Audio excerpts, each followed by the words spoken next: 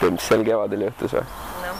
Me õppisime tänavaspordi hooaja avamisel seda vabaka käppi, seda kõige alumist. Mina ei olnud seda varem hüpanud. Aga seal oli võistlus. Võistluse käigus mina mõtlesin, et hüppaks.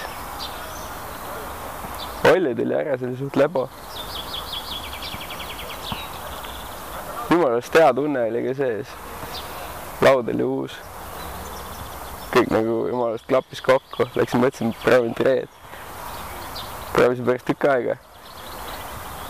See hakkas aega otsa saama, siis mõtlesin, et ai, nüüd on vaja ära teha. Jalad olid suht läbi. Maandusin ära. Sõitsin minema päris hea oli olla. See oligi suht kõige ägedamad kogemused, mis kunagi on olnud. Kirjuta meile enda ekstreemsemast kogemusest ning enim laiki kogunud kirjeldus võidab endale surfikoolituse Fun Surfist.